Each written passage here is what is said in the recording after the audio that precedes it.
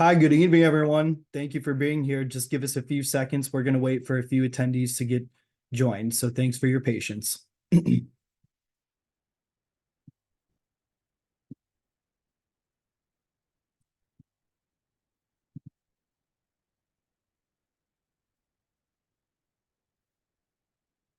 evening, everyone. Thanks if you're just joining us. We're just waiting a few seconds here to make sure we get all the attendees joined.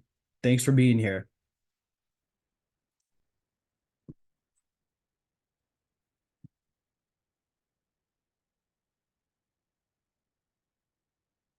Okay. I think we're officially 1 minute after, so we're going to go ahead and get started here. Good evening, everyone. My name is Paul Doggett, Program Director for ISHA, and welcome to Clinical Fellowship 101, Preparing for a Successful CF Year. To start off, I just wanted to personally thank each of you for joining us tonight. We certainly appreciate you taking the time out of your busy schedules to be here with us, and we hope you find the webinar resourceful. And just a few housekeeping items to remind everyone of before we begin. All cameras and mics have been turned off, and that's just to ensure that we get through the majority of our content here tonight. And the chat function is available, and the Q&A. So if you do have any thoughts throughout, feel free to go ahead and toss them in the chat or Q&A. And all the questions will be answered at the end of the presentation, if time permits. So if time does permit, we will take questions at the end for anyone who has any thoughts or concerns. And, certainly after the webinar as well, we'll provide contact information for the panelists, just to make sure you can keep in touch with them and ask any questions that you might not get answered. And then just for everyone's reference as well, the webinar will be recorded tonight and it'll be posted on the ISHA website. And we'll also send out an e-blast about that when it becomes available. So with that being said, I will go ahead and just real quickly go through our panelists for this evening, and that's going to be Kayla Graham, Diane Barnes-McGuire, Lene Anderson Gwither, and Dawn Callahan Dennis. And with that being said, I will turn it over to Kayla. Hi, everyone. Thank you so much for being here. We're all really excited to kind of discuss this topic with you that I'm sure is fresh on everyone's minds. So just starting with my disclosures, my financial disclosures, is I am a PhD candidate. I receive a fully funded stipend at Northwestern University, but I also provide clinical speech pathology services through Northwestern University and Northwestern Medicine. And my non-financial disclosure is I am an ISHA member and I am a former board member, a former association affairs. So just a little bit about me. Like I mentioned, I'm a speech pathologist. I am board certified specialist in swallowing and swallowing disorders and a PhD candidate in Dr. Bonnie Martin Harris's lab at Northwestern University. I completed my clinical fellowship at the University of Texas Medical Branch, and I continued my career in acute care afterwards as a supervisor and a clinician. I still continue to provide services while finishing school. And here's just a little photo of my fiance and my dog. When I am not doing speech pathology related things, I'm usually outdoors with those two. So nice to meet you all.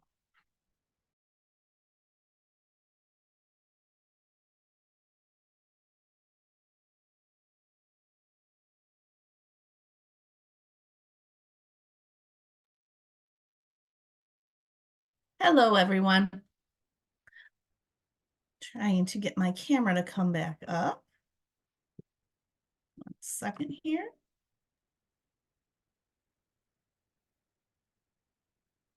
Okay. Hi, my name is Diane. I am a speech language pathologist.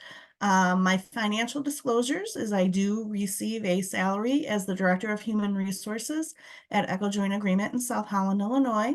My non-financial is that I am the co-chair of the ISHA School Affairs Committee and a member of Speaking for Children.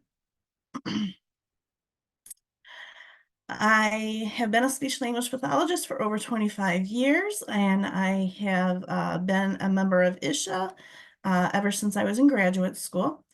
I very much enjoy working as co-chair in the School Affairs Committee. I completed my clinical fellowship at the Grundy County Special Education Cooperative in Morris, Illinois. I have worked as a school-based SLP in both district and cooperative settings. I have also worked in early intervention. I have been a early childhood school principal and intermediate based communication development principal. I have been an alternative high school principal and also worked as an adjunct professor. I do have my degree in school administration as well as professional development and curriculum and instruction. And I enjoy spending time with my children. Colin is 20. He is a sophomore at Illinois State University. Matt is a graduate of University of Illinois. And we have Liz has joined our family, and my husband, Matt. And then I dedicate most of my sessions that I do in memory of my mother, who taught me to be a very strong educator.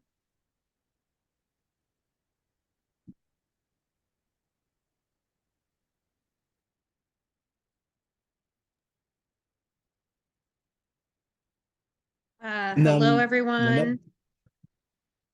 Yep. Hello? Hello, everyone? Hello? Yep, you sound good, Lene. All good. Okay. My name's Linnea Anderson Geither. I'm a speech pathologist at Bureau Valley Unit School District 340. I have been working for, this will be my 11th year. I also work PRN in long-term care, SNFs, and now home health. Those are my financial disclosures. And I am the ISHA School Affairs Committee co-chair with Diane, and I am also a member of Speaking for Children. In my spare time, what I have left of it after my additional duties, I like to spend time with my dog Luger and my daughter Laurel and my husband Eric. We live in Walnut, Illinois, and we spend a lot of time outside and out in the yard. So I'm glad everyone's here.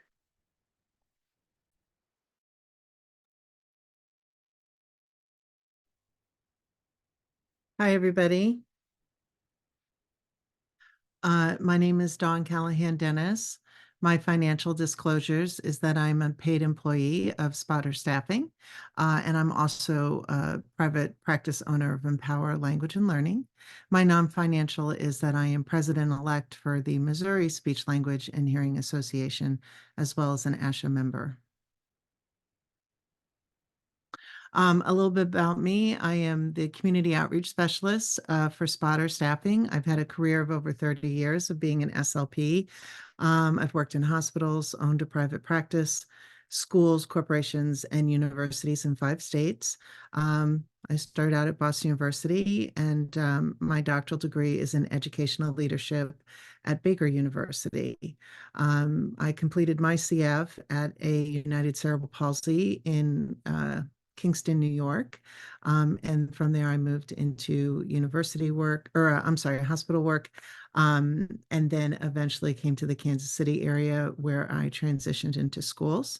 In addition to my work duties, I serve on the Missouri Speech, Language, and Hearing Association Board as the current president-elect. I have also been VP for Communications and help write the school handbook on the school handbook committee.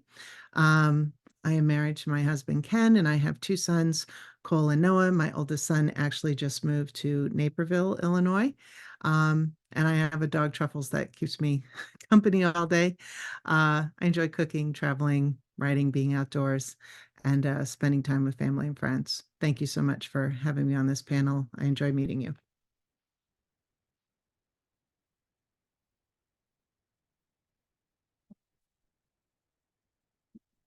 So additional disclosures for the panel. The content of this presentation is based on clinical and practical experiences of the presenters and is not intended to include a review of all current literature resources on the topics discussed. And the images in this presentation are used with permissions included in the presenter's paid Canva Pro subscription. So our objectives of today is when you're done, you should be able to understand the value of networking and name 3 methods to network effectively. You'll be able to identify 3 critical questions to ask when interviewing for a CF position. And participants will explain 3 areas to consider in compensation packages when assessing a job offer. So I'd like you right now, maybe you could put it in the chat box, is to name one thing you could be doing now to help set yourself up for a future position.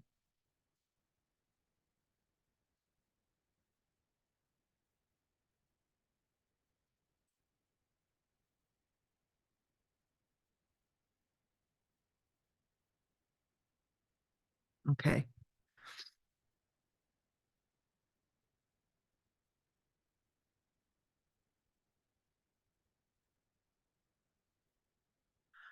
All right, and then we can move on. One thing that you could be doing now to set up for a future position is to be networking.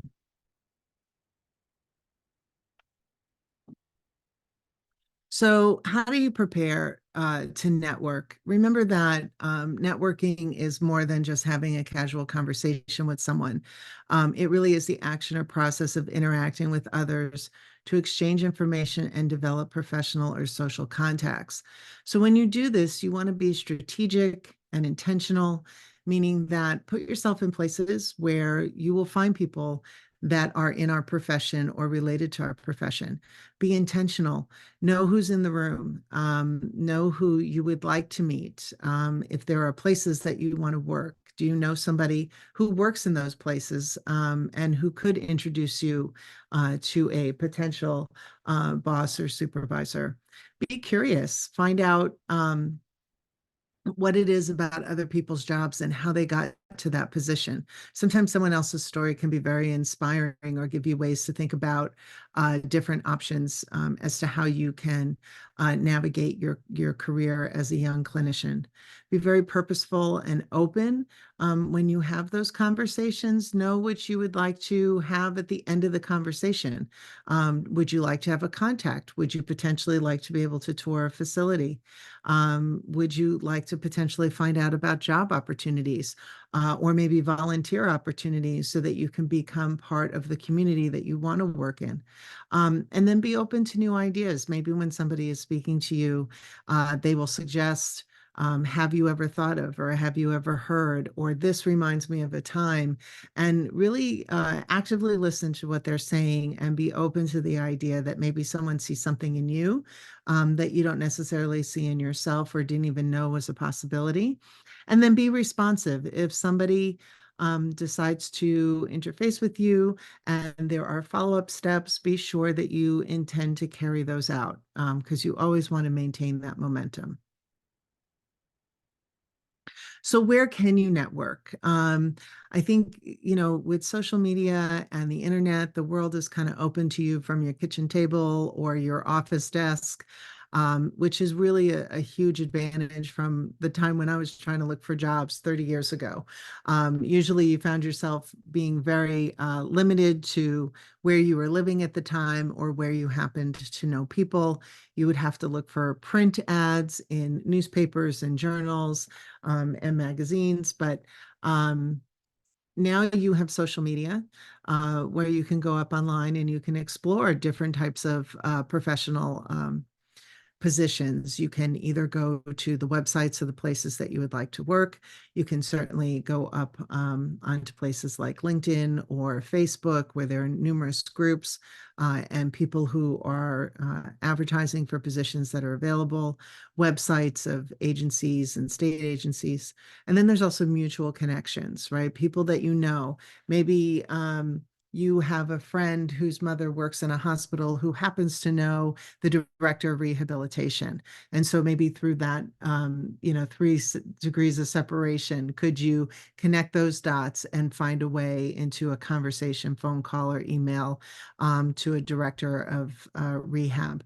Or maybe you have a college roommate whose parent works in a school district as a teacher and would love to get you in touch with the speech language pathologist or the audiologist that's working at that school, so that you could go ahead and say, oh, could I give this information to you? Or is there a way that I could meet up with this person? Maybe you, even in your university, where you have professors who are significantly networked and linked in the profession, talk to them and say, I would really like to have the opportunity to work in this particular facility or work with this type of client, or specialize in this disorder type, or move to a different state, or whatever that is, and have those conversations and kind of put it out there in the universe that this is what I want to do. And if you know of any way that I can do this, or know of anybody, you will start to discover that the circle of speech language pathology is very small in comparison to other career choices, and that pretty soon you'll know somebody who knows somebody who knows somebody. There are certainly training courses and events such as this one that you can take, that you can start to reach out to people. You have 4 panelists here, two of whom, or 3 of whom were on the ISHA board, 2 of whom are actively on the ISHA board, who could certainly put you in touch with people, or if you had questions or concerns, or thoughts about working in a place. Maybe you want to be a swallowing specialist, so you go out of your way to attend a swallowing training course or conference or event, and you can meet other professionals who are specializing in that as well. And then there are professional organizations, certainly ISHA being one of them. I heard some of the candidates talk to Speak for Children. There is even the Special Olympics, where you can go ahead and volunteer. Those are all ways that you can insert yourself into circles of people who are going to know professionals who can move you forward and get you to jumpstart your career. So when you are networking, here's some steps to consider. First, research your companies of interest prior to attending an event. So if you are going to an event, a conference, you are going to volunteer at a particular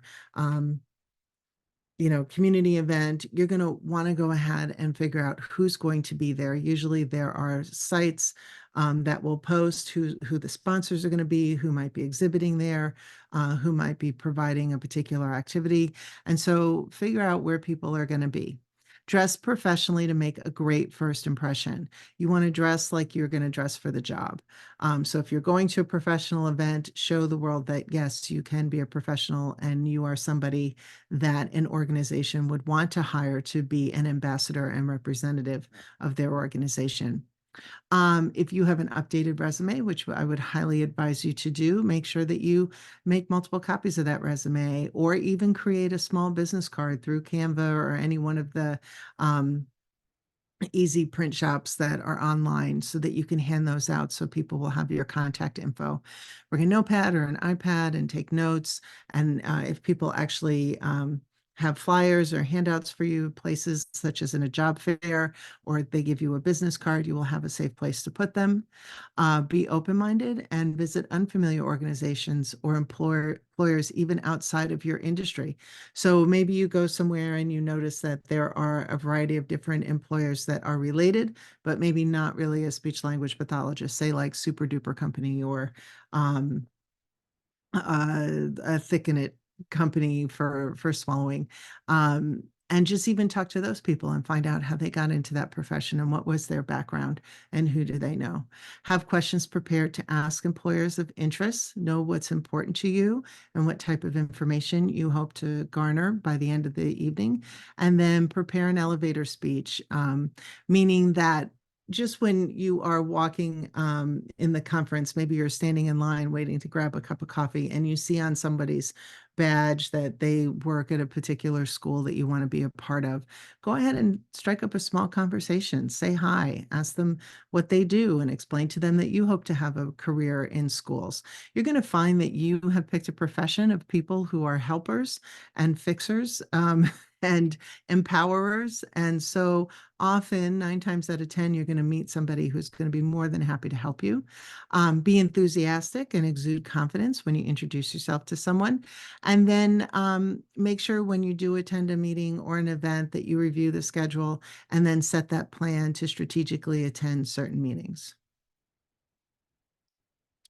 Networking at the event, if there's a speaker that you want to get to know, go to his or her session, introduce yourself after the talk. Could you meet with them at a later date? Are there happy hours or social events that you might attend when going to a conference or a job fair? And can you make that small talk in the process? Remember, do you have a card? Be able to give out a card with your contact information and have your resume available. If you're in exhibit hall, who are in the exhibits, especially like in a job fair or just the ISHA conference that we recently had, and do you know who's there and who could you talk to? Who are the decision makers in the room? Do you know when you are going to a meeting or a educational event, who might be there and who would you want to get to know? And then how can you get to know other students? So are there social events with other students? Are there networking events with other students? Because students are going to know people, or they might say, oh, I have a professor and they happen to work at this particular university or this particular hospital or this particular school. And that might be a good connection for you as well.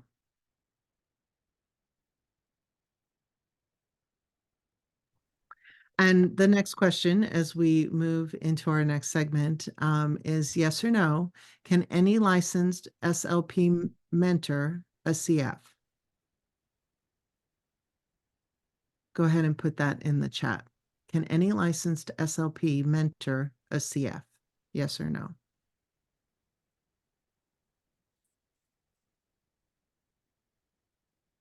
Okay, so let's talk about who can be a clinical fellowship mentor as we dive into our next topic of what to look for in a clinical fellowship.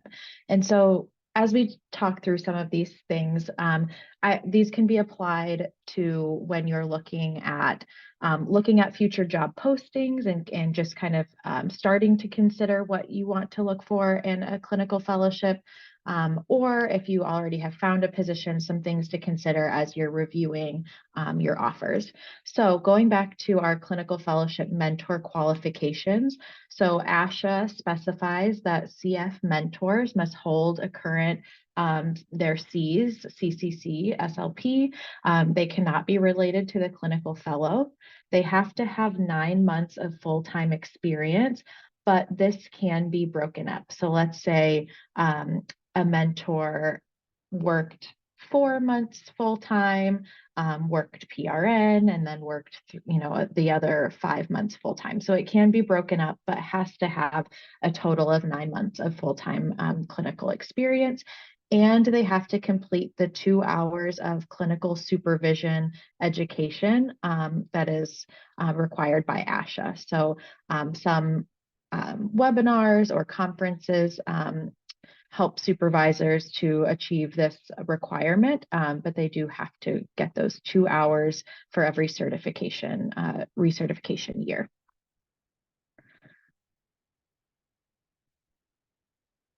So what you can do as a potential clinical fellow is you can just verify that your mentor has met the ASHA certification requirements. So if you scan this QR code, it brings you to the ASHA certification portal.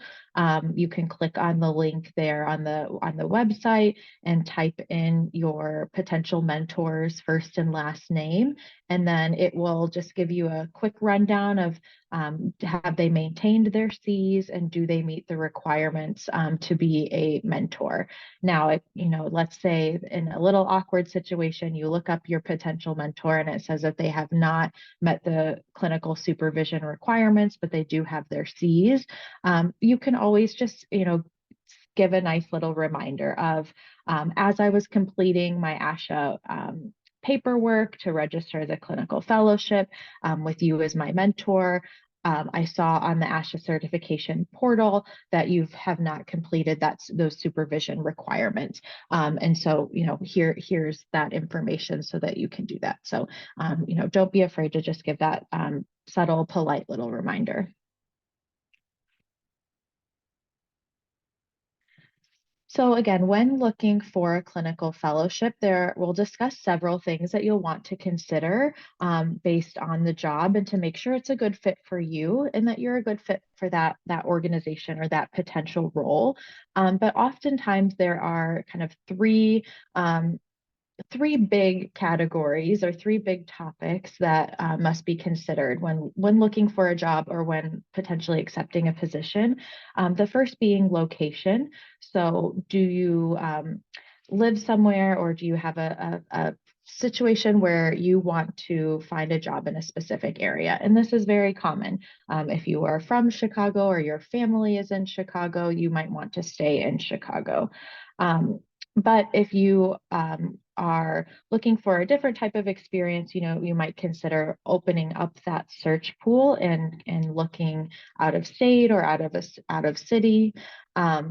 Another big consideration is salary. So what are your salary expectations in an entry level position? So there are some averages to salaries for starting out as a clinical fellow, but there will be some differences depending on the type of position that you are looking for or you accept. So for example, your salary starting out as an SLP1 or an entry-level speech pathologist in a hospital would be very different than your salary or your stipend if you took a VA clinical fellowship position, for example. So there are some, especially in the medical side, there are some clinical fellowship opportunities that are an annual training opportunity where that payment operates on a stipend rather than a salary. And so those are set by the organization, such as the VA. And there isn't room for wiggle or negotiation in that. So again, consider what are your expectations, what are your needs as a professional who's going to have expenses kind of starting your career, and kind of help to adjust your search that way. And then another very important consideration is your mentorship. So what will mentorship look like in that role that you're looking at or researching? And what are your expectations for that mentorship and career advancement opportunities? So again, we're going to talk through a few more considerations here in a moment, but I would challenge you to kind of think about these three big considerations and perhaps rank them as what is most important to you in that entry level position. And that might help you to kind of narrow down or be more specific in your clinical fellowship search. So some other considerations when you kind of get past those really big important topics are the inter and intradisciplinary support and collaboration. So, you want to be part of a team that is going to support you, as a young professional, but also be supportive of your services as a speech pathologist in general. So if you work as part of a rehabilitation team, what does communication and collaboration look like with the physical therapist and the occupational therapist? How do the speech pathologists communicate with the physicians or nurses? And these are things that are, these are going to be learning opportunities for you as a clinical fellow, but also really foundational for you providing your care. What are the productivity expectations? So important to know going in, kind of what's expected of you on a day-to-day basis. Is it a certain number of cases or a certain number of patients billed, or the type of services? So just kind of having an idea. And also, it begs the question of, as a clinical fellow, will you be held to the same expectations as, let's say, a colleague who's been there a few years? So, you want to just know whether there's going to be some support and some grace for this learning process as you transition into the start of your career. You want to consider the length of the contract or the length of the position. So, for example, some of like the VA opportunities, the speech pathologist in those medical settings that I was discussing earlier, a lot of those are just 1 year or 9-month long contracts. So again, you are hired, you are trained, and you get your Cs, and then you kind of leave and move on to your next position. That's not always the case in all positions, but even looking at your school contracts or your skilled nursing facilities, how long are you kind of in that contract of your clinical fellowship? You'll want to consider what are the training and education opportunities. So what skills will you learn during your clinical fellowship? I encourage everyone, it's so exciting to start your clinical fellowship and start your career. You're ready to see patients, you're ready to see clients, but can try to continue to think of it as a learning year. And I think that helps you get in the mindset to continue to learn throughout your career. That should never stop. But what opportunities specifically in this year that are going to set you up for success and help you to advance your career and kind of move on in your profession. And that kind of falls under those career advancement opportunities as well. And then finally, you found your position and everything sounds wonderful, and now you're reviewing your benefits. Again, it's important to know what benefits are most important to you, and we'll dive into benefits a little bit more here in a moment. Just a reminder real quick for everyone, if you do have any questions, just feel free to put them in the Q&A. I just wanted to let everyone know. Thank you. All right, so to kick us off for our next topic, I will ask the question. Please put it in the Q&A your as an answer. True or false, your salary is the most important benefit?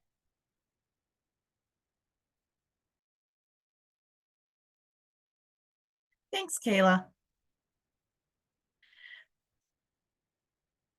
So when we talk about benefits, there's a lot to be considered.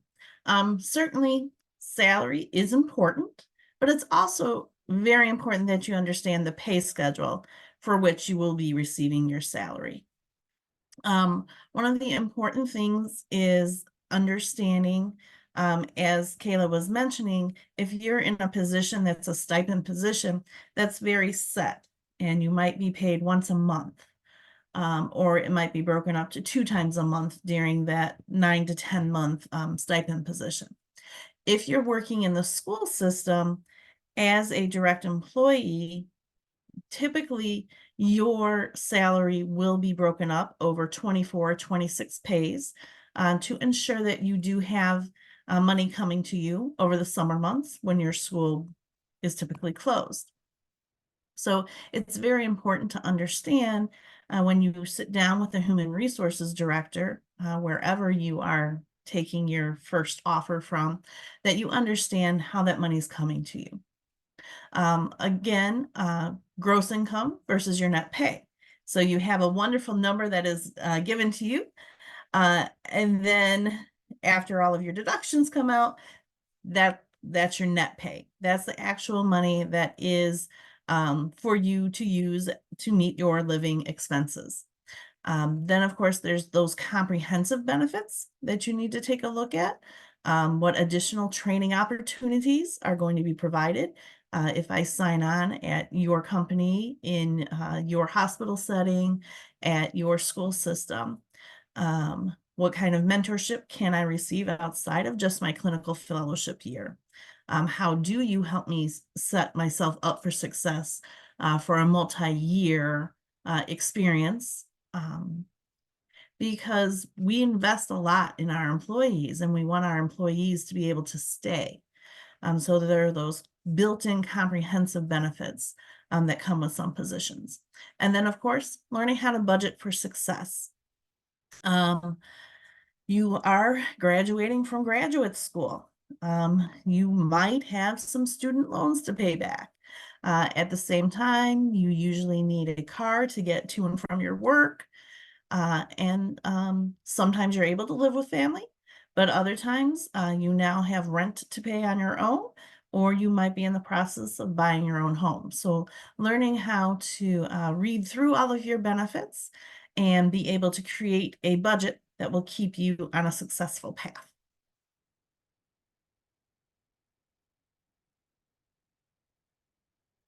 Okay. Some people may experience weekly pay.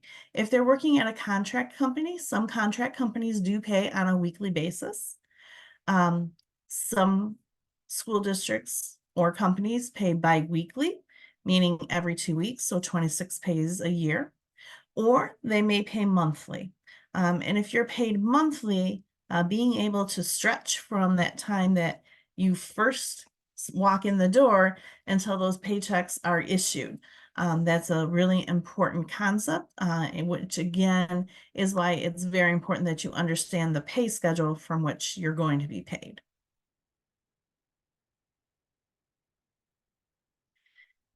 And back to these comments about our gross income and our net pay. Anytime that you work professionally, you will experience deductions coming from your pay. So that gross income number, that number that's sitting on that salary chart, if you're looking at a school district salary chart, or that's in that offer letter from your hospital or your private contract company, that is the number that symbolizes how much you are going to be earning. But then we have things such as our state and federal taxes in the state of Illinois. Then we have deductions such as health insurance, dental insurance, vision insurance, long-term care insurance, short-term care insurance. Some companies offer life insurance that is paid in full for the employee, or sometimes you have to pay for that on your own. And then also understanding if you're going into a pension system.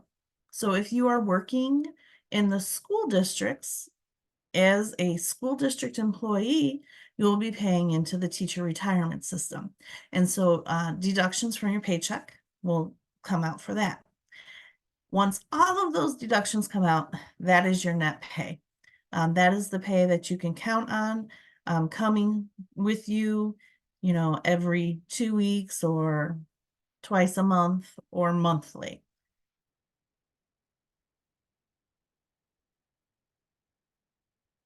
Okay. When you are looking at your overall comprehensive benefits, it is important for you to gain a good understanding during that interview process. It's always not nice to ask, well, what would the starting salary be? However, it's very appropriate to ask, what type of benefits come with this position? And usually the person who is interviewing you, or during your second interview with the human resources department, they'll be able to talk to you about what type of health insurance coverage is offered. Many places within the state of Illinois and surrounding states offer comprehensive health insurance that might come in the form of an HMO. It might come in the form of a PPO. It might come in the form of a health savings account, an HSA. Within there are also things called flexible savings accounts, which allow you to set aside pre-tax dollars to pay for your medications or pay your copays. And currently in the state of Illinois, you are allowed to set aside $3,500 of pre-tax money to pay for those things. Additionally, you may have the opportunity to set aside money to pay for childcare expenses. So you can set aside currently in the state of Illinois $5,000 from your pre-tax money and your salary to pay for daycare situations. And those are available to you if your employer participates in the Section 125 benefits. In addition, you have retirement benefits. Like I said, if you're working in the state of Illinois as a public school employee, you are eligible for teacher retirement system. If you are a contractor working in the school system, you are not eligible for that teacher retirement system. However, your employer may have a pension system as well. They may have set aside funds that they match for retirement benefits. In a similar look at your coverage, you need to understand how many sick days do I have available to me, and is there vacation time? If you're working 12 months a year, such as in a hospital, in a clinic, or through an agency, you may have vacation time. If you're working in a school district, you don't have set aside vacation days to take because the school code does not allow for that for a 10-month employee. Vacation days don't become available to people until they're usually on a 12-month contract. Within the state of Illinois, everyone is allowed a certain amount of time for sick time. It does vary dependent upon the county within which you are working. There are some new laws that have been enacted within the state of Illinois, and then some additional laws that have been enacted within Cook County that address sick time. The school code also addresses sick time. When you are allotted sick time, that is meant to be time for you to take off for your personal illness or the personal illness of someone in your immediate family. Okay. Your sick time is not, I want to go out to the Cubs home opener or the Sox home opener. Okay. That type of activity would be allocated for personal days. So that's a little bit of nuance that you need to understand in the different systems that you work in. If you're working in the school system, usually your days are front loaded onto your contract. However, some school districts do use the accrual system, meaning that you have to work a certain number of days or hours before you accrue your first day of sick time. When you're working in a clinic or a hospital setting, a lot of times you're required to work 90 days before you're issued sick time. But every different organization that you might potentially be joining has different allotments and how those times accrue. The other additional benefits that you need to be looking at are dental and vision insurance. Again, that life insurance, disability insurance. We just spent a little bit of time about paid time off. And then also your continuing education support. That is critical. As a speech language pathologist, you are required to continue your education. You need those 20 hours every 2 years to maintain your ISHA certification. You need 120 hours if you did teacher certification with your speech pathology degree and have a teaching certificate. You'll need 120 hours every 5 years in order to renew that. And then you also have continuing education requirements for your IDFPR license, making sure that you're getting your ethics class and that you are taking all required courses to maintain those licenses. Okay, we talked a little bit about creating that master budget. So when we talk about budgeting for success, typical mindset is 50% of your paycheck needs to go towards your needs, such as your rent, your mortgage, your loans, your groceries, your utilities, your insurance, and your healthcare. 30% for your wants. You worked hard for your degree. You want to be able to celebrate that, be able to travel, be able to go out with friends, be able to buy occasional new clothing.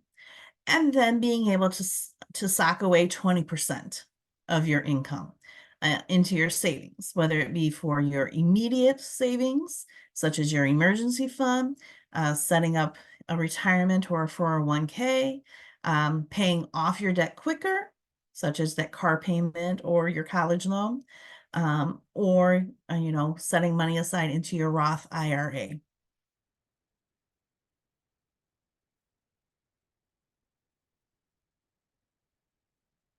So when it comes time to setting that budget, make sure that you are creating your budget based on your net pay and not off of your gross pay. Certainly make sure that you are tracking your expenses while you're still in school, so that you get a good understanding of how fast that $5 latte adds up. And then making sure that you're planning ahead. You're looking at your loans, your future purchases, having an emergency fund.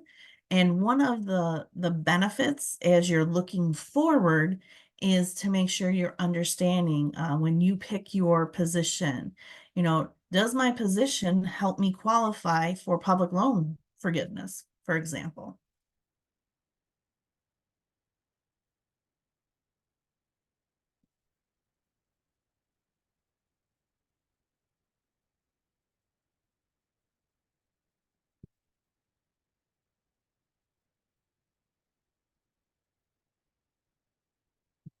Okay. So as we get ready for Lene, here is our next question. I'm back. Put in the Q&A box, is there a CF supervisor already on site? Or if so, how many CFs are they supervising? So this is a question you can ask during an interview, either your initial interview or as a follow-up. Not all, most places no, but not all people conducting those interviews are going to understand the role of a CF supervisor. Sometimes a CF supervisor is not necessarily on site. My CF supervisor was in another state and traveled to me. So those logistical questions about what does that supervision look like is very important. And they might be able to not necessarily answer that question in that moment, but they might be able to reach out to other SLPs to find that answer for you.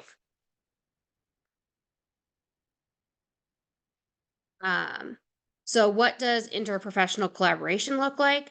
This is so important in every area. Doesn't matter if it's a SNF, if it's home health, if it's school-based, every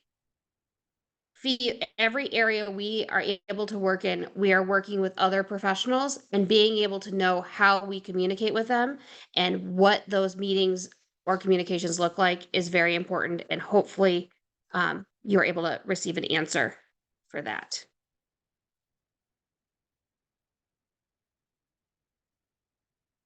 How will my competency and performance be measured? So this goes back to, I don't remember who said productivity rates, but this kind of talks to that. A productivity rate, if you're not familiar, is very typical, especially in the more medical side of your time of direct care with patients versus time doing things like evaluations, screenings, and paperwork and consulting with other staff members. So when you're talking about what will my review look like and how is that measured, finding out how that is measured will determine, what are some wiggle room, how are you going to support me in these performance measures?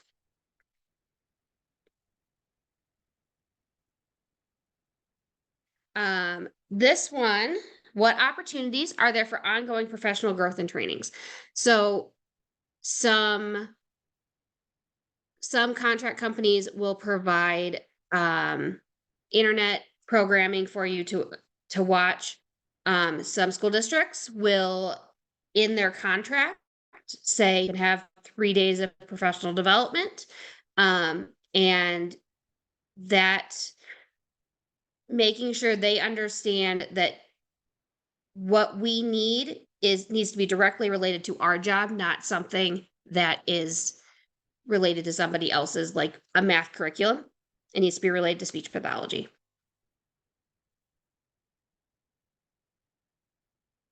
Is there a promotion or salary increase after obtaining my Cs? Some places, contract companies, districts will give you a stipend for maintaining your certificate of clinical competency.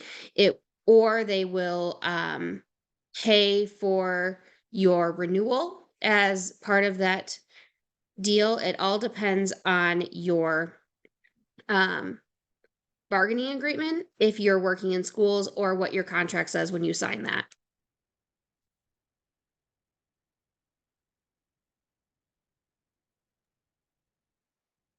Okay, I'm gonna turn it back over to Paul and see if we have any questions that need answering. Yeah, perfect. Thank you, Lene. Appreciate it. And thank you to all of our panelists just for sharing your thoughts. And we did have a few questions come through during the presentation. So the first one is, what are the benefits and drawbacks of working directly for a school district versus for a regional cooperative? So I'll kind of open that up to all the panelists, and whoever would like to answer to that first, please feel welcome to. Thanks, Paul. I'll certainly be one of the first to tackle this one. Sometimes when you work for a cooperative, your district might be taking cooperative employees to fill different spots within different districts, school districts. So one year you may work at one school, and then the following year you may be transferred within the cooperative to another school district. Linnea or Dawn, what else would you like to add to that? I'm not sure if this is true across the state, but in my local area, working directly for a district has a higher financial benefit. Our local co-op is not able to support the financial side in terms of the pay scale and conferencing. So that is one benefit of working directly for the school that I have found, at least where I'm at. And it's a little upside down and different in the cooperative that I am currently working in. I've certainly had that experience in other cooperatives that I've worked at, but where I work currently, we have the higher salaries and the higher budget to attend professional development. So to answer that side of that question, I would say if you're looking at a specific region and you have the option to be both employed by a district versus a co-op, if you're looking at the financial and those kind of benefits, all that is public information. So you can pull those things up and compare and contrast those kinds of things before making that decision. And then I can just chime in. So working for a staffing company, you could work for a staffing company, but work for a co-op or work for a district. So when you work for a staffing company, you are actually an employee of the staffing company. Your benefits come from the staffing company. Your ability to participate in a 401k or retirement plan, if it's offered, comes from the staffing company, and your salary comes from the staffing company. And then staffing companies will have contracts with either co-ops or districts, and they will help you find a job that best meets your needs. In some situations, you can make more money working for a staffing company because you will not be automatically putting into the teacher retirement pension that is required. And if you work directly for a district or a co-op, it's mandatory that you participate in that. And for some people, it's a good thing to participate in teachers' retirement, and for other people, it's not. And that becomes a very personal decision. Working for a staffing company then gives you a little bit more control over the money that you would make. The other piece is that you can still work for a company, and as much as we would want you to stay in a particular site and with a caseload year after year if you're happy and the district's happy or the co-op is happy, and there is still a need for you to be there.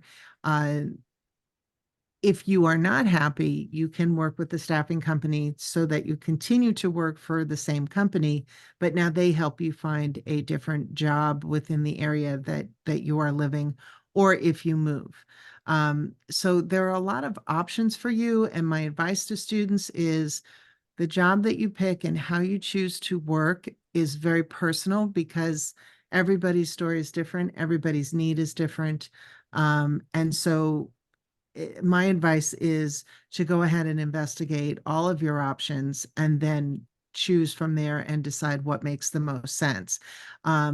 Salaries and benefits and options will vary based on the district, the co-op, or the staffing company that you might be working for, and not only in a particular region, but then of course, different regions are going to offer you different things. Perfect. Thank you to all three of you for those answers. Much appreciated. We do have another question. Are clinical fellows allowed to complete and count virtual therapy if it is supplemental to in-person therapy?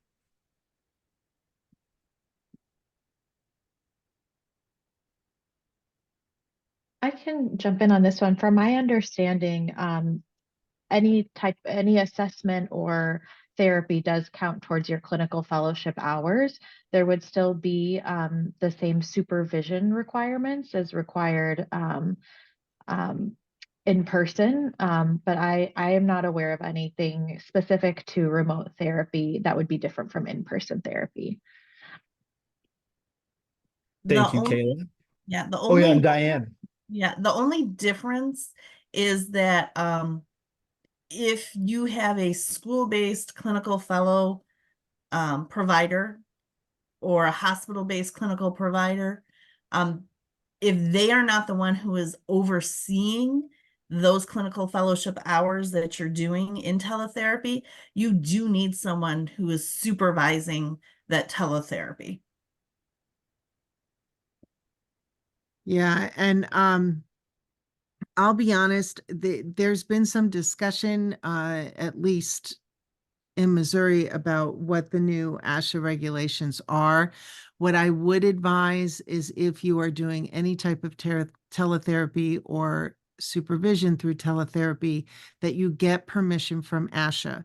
During COVID, and those years, ISHA went ahead and said that CFs could do 100% of their therapy through teletherapy and supervision could be done 100% through teletherapy without permission. That was just became the new norm. And then I believe it was just the beginning of January of 2023 that they changed those regulations so that a certain percentage had to be in person. But I have to be honest, I don't have that information right in front of me. And I know that there was discussion, so I would have to go up and look and see if ISHA has changed those regulations. But if you're going to be doing any teletherapy, I've been telling students to make sure that they're contacting ISHA and getting detailed information about what that needs to look like. Yeah, and I will also just add that ISHA's telepractice committee, you know, if you ever have a situation where you're just wondering what exactly would be the right thing to do or what is the correct information, ISHA's telepractice committee is also always a resource in that regard too. We do have a couple more questions. I'm going to try to get as many as we can get in here before 8 o'clock. So here's another one. Will companies tell you what the expected net income salary will be, or do they provide the cost of insurance, retirement, etc., and we figure out the net income ourselves? I can tell you that when you get your benefits packet, you will often have choices as to what type of insurance you choose to participate in. Some people don't need insurance because they are married and they can be as a spouse on their husband or wife's insurance.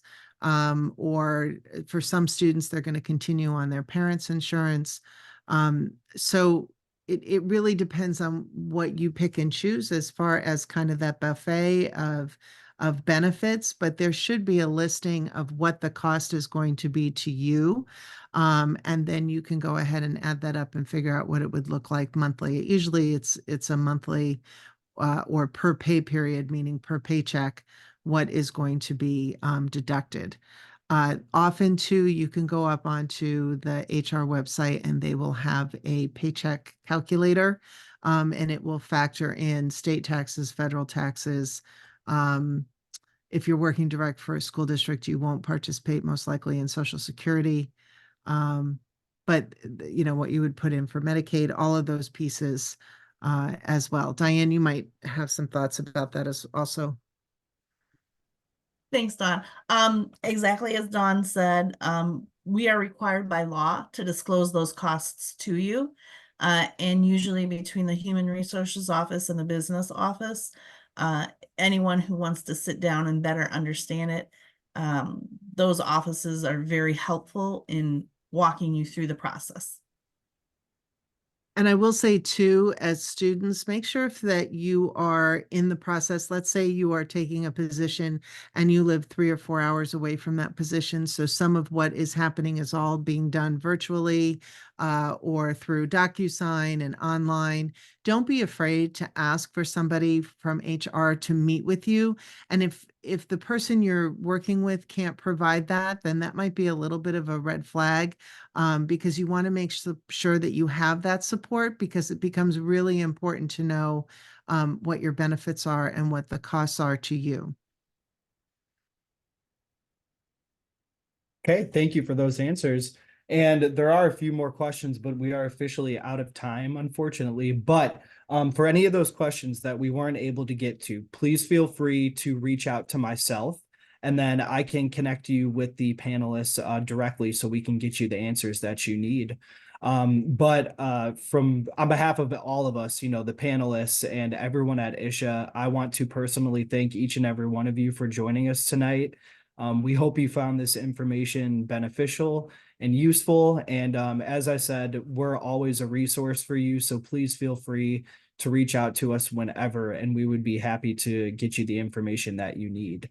And just a friendly reminder, if you are not an ISHA student member already, ISHA student membership is free. So if you get a chance, feel free to join when you get a moment.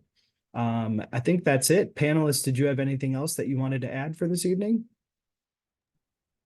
Thank you No, for being here, and make sure that you apply for any scholarships out there as you continue to work through your education.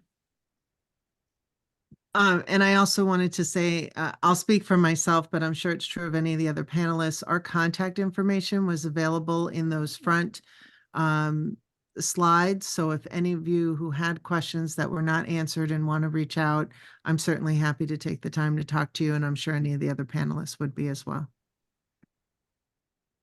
Okay, perfect. All right. Well, thank you, everyone. Take care and have a great evening.